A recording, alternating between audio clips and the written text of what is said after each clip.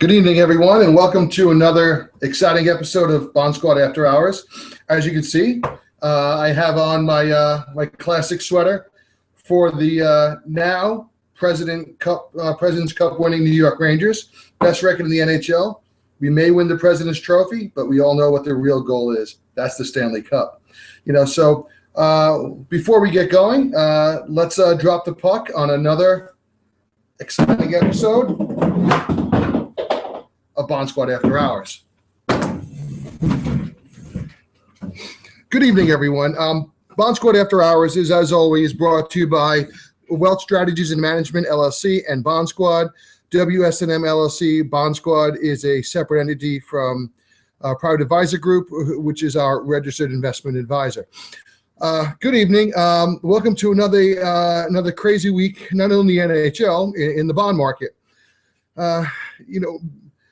Today we had the release of the minutes from the most recent Fed meeting, and we at Bond Squad get the impression that in spite of the fact that the Fed has beaten to death the fact that they're going to be data dependent, the markets and the pundits are still date dependent. And upon the release of the meeting of the minutes today, the argument was, is the Fed going to tighten in June, September, December, or next spring? And they took the divided opinions on the Fed. Some Fed members said a June liftoff it would be preferred. Others said September. Two members said in 2016. Stop looking at the dates and who thinks what when.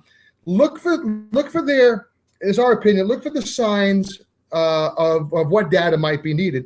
And it seemed what was overlooked today in the financial media were two things. One, the Fed said it wants to see stability in energy/oil prices, right? And two, it wants to see stabilization in the dollar. Here's what they really mean.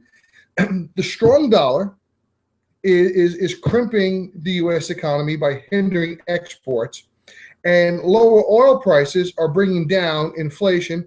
Not that the Fed doesn't like that kind of disinflation, but it takes the pressure off the Fed to tighten anytime soon.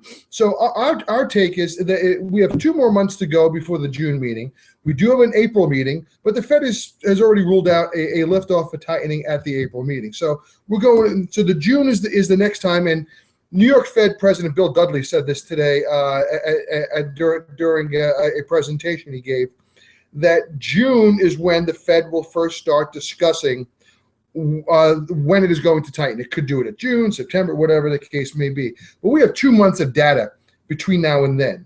So let's see what the dollar does. Let's see what jobs do. Let's see what wage growth does. We at Bond Squad don't think they're going to do a whole lot of anything.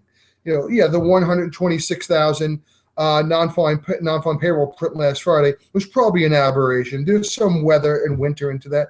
But various Fed officials, including Bill Dudley, noticed something, that the rapid job growth we saw last year, especially the second half of last year, didn't correspond to the kind of wage growth and productivity growth we were having.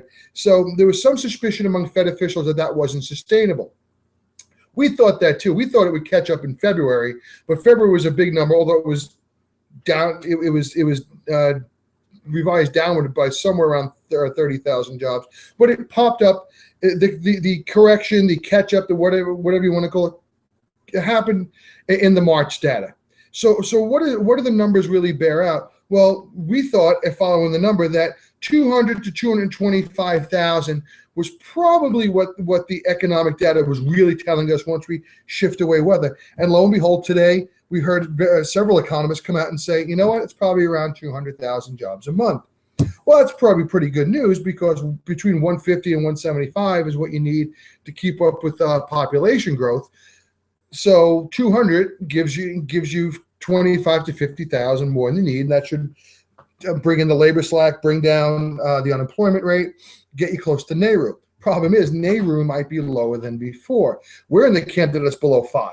All right, we're in a big demographic and technological shift, and we're seeing more and more experts, economists, even the IMF the past couple of days, come in and say things are different. We have aging populations, not only in the developed world, but certainly in the emerging world. So when you have an aging population, you have more, I won't say more, but larger percentage of your population as consumers of resources rather than producers. So they don't consume as much. They take social benefits, Medicare, Medicaid, Social Security, whatnot. They don't. Most of their spending is probably going to go towards staples, which in their stage of life is going to be medical care. So they don't spend like they did before. So you don't have that same type of dynamism in an economy. Now this sparks all questions of secular stagnation. And Larry Summers was out having this web argument with Ben Bernanke.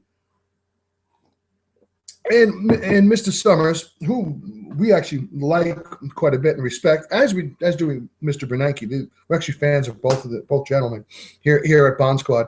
But he believes that this sets a stage for secular stagnation. Mr. Bernanke says it's probably just a 10 or 15-year phenomenon. I don't know from when it started, probably from now, and then it should start to correct. All right. Think of what the argument is. The argument is not whether things are different. The argument is really only how long might they last. We think that the difference in the economy will probably last a decade or two. Technology is advancing at a rapid rate. George Friedlander and the people at Citi on the municipal team wrote an excellent report this week showing the rapid pace of technology and what it's doing to jobs and how it's now taking over jobs. The argument out there is from the status quo people that this always happens. Technology eliminates some jobs, pushes workers out, and they go to other jobs, and sometimes more productive jobs, better paying jobs, in more technologically advanced jobs. But we think we're past that point. In other words, during the Industrial Revolution, workers left the farms, went to the cities, and worked in factories. Well, we've said this before, even on this show, that the skill set needed to repair farm equipment, maintain it, plant seed, build chicken coops, they're similar to what was needed in the factories. So people might have had to have been taught specific tasks, but the basic capabilities and knowledge were there. And then when equipment got better, advances, it made each worker more efficient and brought the cost of the products they were building down. So that was good. So what you had basically was almost like, and we love to use this analogy, when you're throwing a ball, right? I throw it at a 20-degree angle, the ball falls short. But optimally, it's 45 degrees. So when you had, in the post-World War II years, technology that really made each worker work at peak efficiency. Since then, what's happened slowly at first, now much more quickly, the worker is becoming less and less necessary. So think of it this way, in terms of a road crew building roads or even rebuilding roads. At first, you had men with hammers, picks, and shovels. They'd break up the ground, break up an old road, repave the new road, and it was a slow, arduous process. Then came along the jackhammer. Well, the jackhammer made the job quicker. You might have had a crew of 10 before. You still had the same crew of 10, but they got the task done more quickly, and they went to the next piece of road. So that made everything more efficient. They didn't squeeze people out of jobs, per se. But now you have a situation where technology is getting to the point where you don't need the road crew at all. You need one guy in a road ripping truck, comes along, rips up the old road surface with the front of the truck, and out of the back comes blacktop. All right. These machines do exist to some extent, and they're going to exist. Technology is not going backwards. We're critical of self-driving cars, mostly because we like to drive. I compete in motorsports every year. My first event's supposed to come up this weekend. Don't know if I can make it, but we compete, and it's always a thrill to match the driver's skill against driver's skill. And thus far, machines could not keep up, right? They didn't have a feel for the road. They were limited in their ability to read the track and whatnot. That might be a thing of the past now. J.G. Pasterjack, a columnist in Grassroots Motorsports magazine, wrote a column in the latest edition highlighting, or part of the article highlighted, Stanford University's fully autonomous race car. It's an Audi TT nicknamed Shelby. It went around, I believe, the Willow Springs track out west. And not only did it make it around the track, it made it around the track quickly. And not only quickly, it beat a very fast driver who happens to be a competitive road racer and the CEO of that track who spends much time on the course. The self-driving car, beat the driver. All right. Now, if you can program a computer to run a race course faster than a human being, at least most human beings, you're probably going to have a situation in the not too distant future with delivery trucks, sanitation trucks, trains. We already have trains in some places that are fully autonomous. The technology has been there for that for years, for decades. Well, you won't need these jobs. I have a new sanitation company. They took over my old one. Saw the truck today for the first time, the new truck.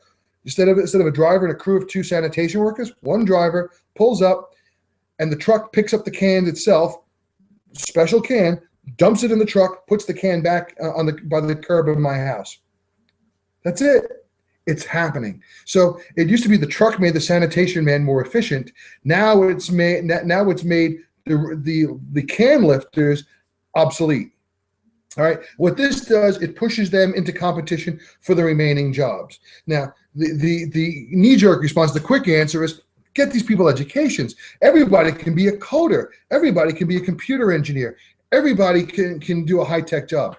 Bull. Absolutely bull. You need more than just the education. You need an aptitude. I could send 1,000 people through pilots training. Probably out of the 1,000, probably 5 of them or 10 of them maybe would have the correct aptitude to fly a jetliner. All right, they'd be very well educated. They know a lot about flight theory and engineering and physics, but they wouldn't be able to be a competent, reliable pilot.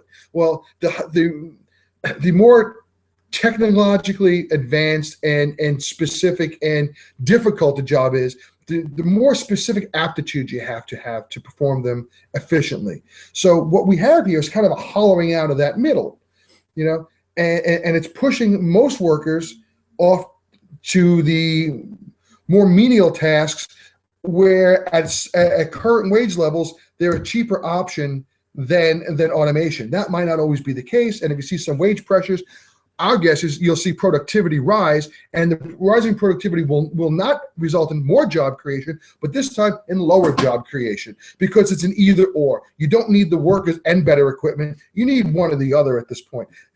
We're above the 45-degree angle with efficiency now. Before we were below, then we got to the optimal angle where we needed a lot of people and the best equipment. Now the equipment's changed the game.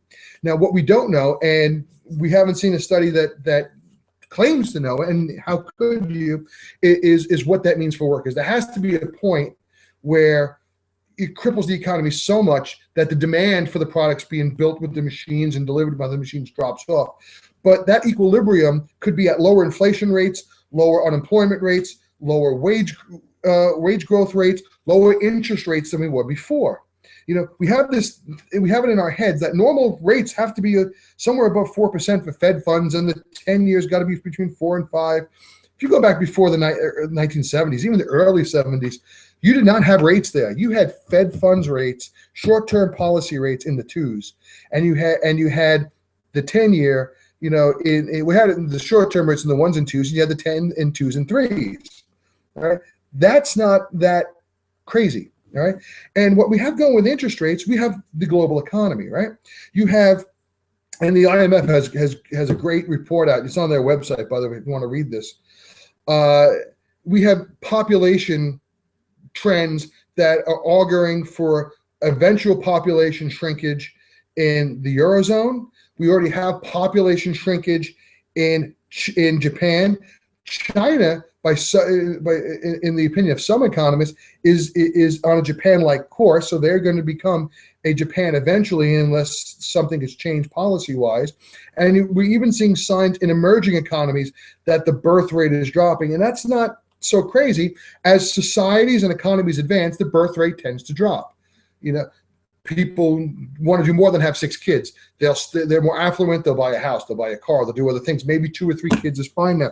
The infant mortality rate improves. So the kids are making it to adulthood. You're not working on a dirt farm planting things by hand. You're modernizing. You don't need to have an army of kids as farm workers, right? So that's changing. So the problem is that everybody projects a trend to continue, right? Almost like a sine wave. It's going to keep going. You get the right amplitude, and it keeps repeating. Here's where we disagree with the technology. The technical analysts and the model builders. Economics is not a science; it's an art, and you have people making decisions for their own good. And as we know, consumers, human beings, are fickle. So you don't know what they're going to do. And if you're trying to look at the past and say, all right, it's going to map out exactly, it's not going to work. Over the Easter holiday, I had a conversation with my middle child, my oldest son, who's a student at Penn State. And I told him about my industry's propensity to try to break everything down into a model where past performance is expected to generate the same results in the future, even though mutual fund companies say past performance don't necessarily indicate future results. But our business tries to do that, right? And he says, but Dad, my statistics professor said we should never do that, which is right. You have to look at the context in which these statistics occurred. And we've gotten away from that. And I think that's what's throwing people off. So in the beginning, like 2 years ago, we were kind of looked at, even by our dedicated subscribers, as kind of this outlier. These guys have a little tin hat on, and they see slowness, and they see low rates for longer, and they don't see much inflation.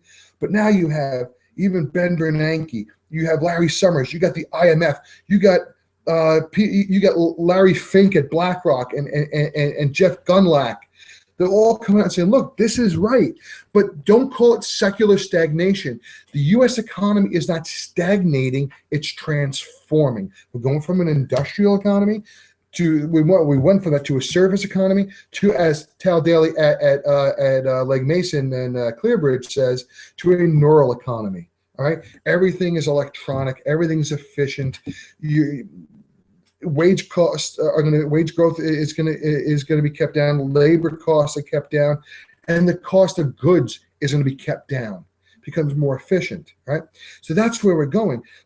Interest rates are going to have a very hard time coming up, and I'll tell you why. We have technology and demographics are going to hold down inflation here. Then we have our friends overseas.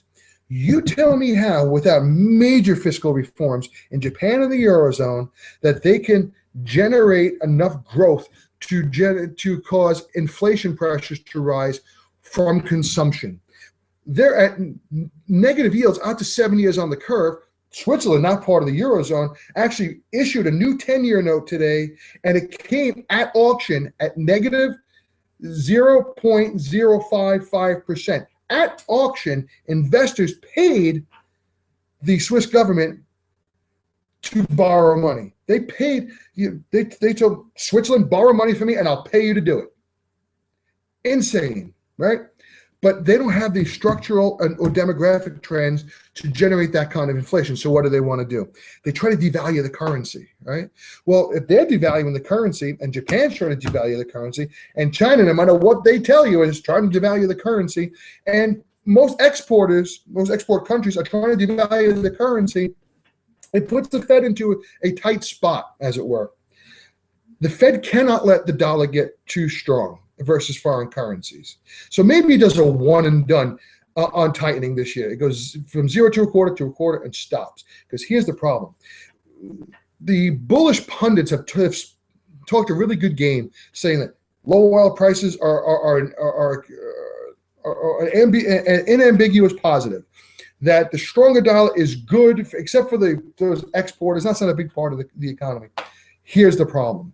Not only, and we've said this before, do smaller U.S.-centric businesses tend to sell to these multinationals, but we have job cuts now showing up. It's hitting the data from the oil patch, from their suppliers, from retailers in locales where the oil patch has grown.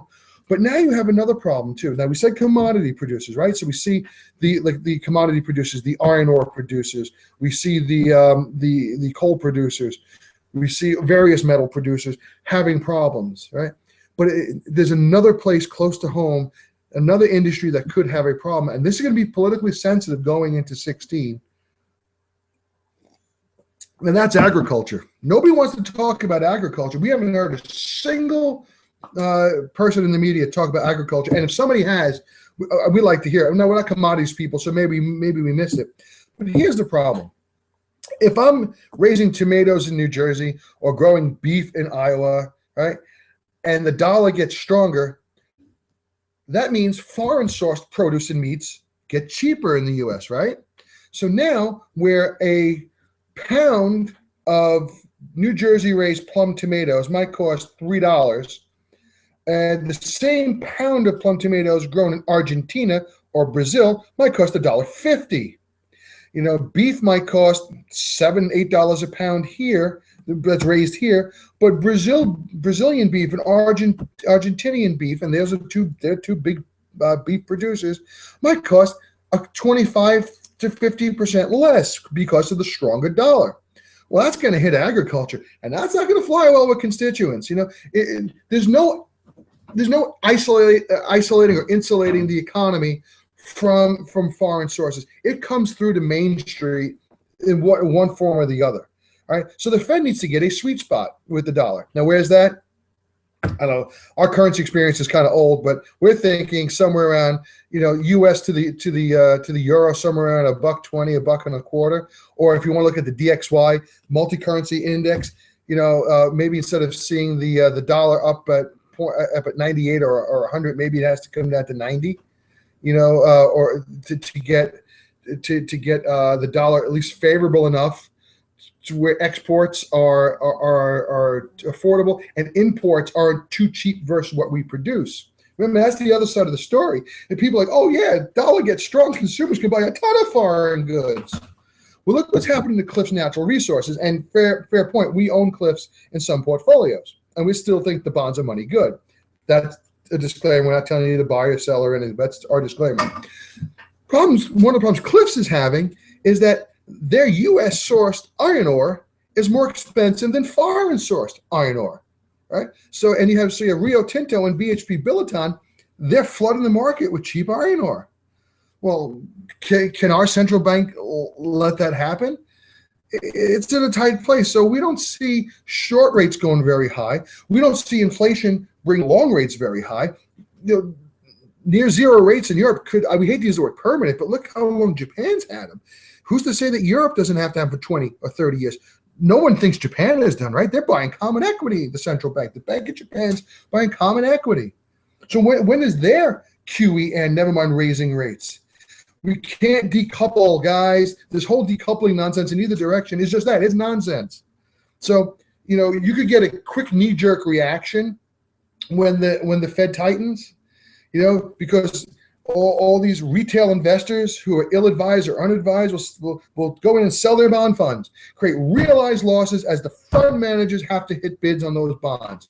You know, there was an article, the IMF is worried about bond funds and ETFs, a liquidity problem. And their fear is that some people might not be able to get out before the damage is done. Well, we own actual bonds, not ETFs or funds, right? So what we do, we just sit there.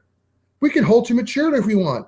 You know, any losses because of the pop in rates is on paper. It's unrealized. We don't care. If we had clients who cared about that, we'd say, go someplace else. We're not going to trade your account, you know, unless you want to do a trading strategy, of course. You tell us, we want you to trade the bond market for us. And that's very different from investing in fixed income. We're going to sit through it. And you know what we'll do?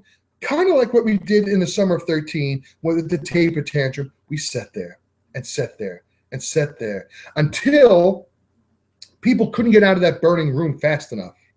as we had the taper tantrum. And then we went in and bought, right? We went and bought munis because remember, the world was ending in munis in 2013. Rates were rising. Puerto Rico and Detroit were contagions to the whole world, to the whole muni world. So we went in and bought. We rescued these people from the burning room.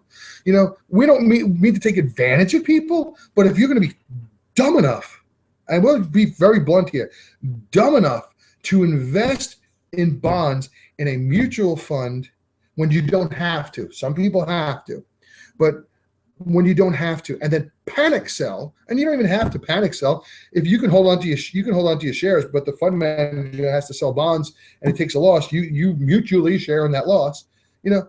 What are we going to do? We have to protect our clients. Remember, we don't trade for our own proprietary trading position. Everything I'm saying here is for our clients. It's not us taking advantage of poor investors for our own greed. This is for our customers, okay?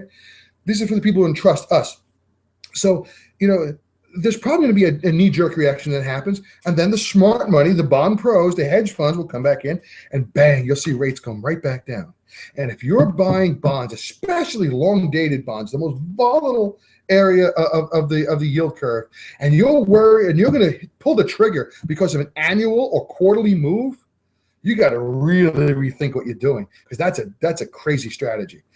Long end of the curve, any investments should be, in our opinion, part of a ladder or a barbell, be there for a reason, and volatility hedged out to whatever extent you need based on your goals, objectives, and risk tolerance by shorter duration and or shorter maturity bonds. So that's what we think. That's how we look at things. Not this whole MPT, modern portfolio theory, where everything's just a counterweight for something else. Yeah, the correlations work until they don't, until the economy changes and the Fed is in uncharted territory. And then those MPT, correlations don't exactly work. So that's what we see going forward. We don't see any real structural chance of long-term rates going very high, other than a short knee-jerk reaction. Meanwhile, the Fed tightens, it'll flatten the curve. But how much depends on how much the Fed rises. This idea that Fed tightens, rather, this idea that when the Fed moves here, it's going to push all rates up is crazy. That might have happened before to the naked eye, but that's not what was really happening. What was happening in previous tightening cycles was that the Fed long rates were already rising from inflation pressures due to a growing economy. So the Fed comes in and starts tightening, trying to arrest those inflation pressures. Long rates keep rising as long as inflation's printing, and the Fed's trying to catch it. So everything's rising together. But eventually the Fed starts gaining ground on those longer rates and flattens and inverts the curve. This time is different. This time we're well into the expansion.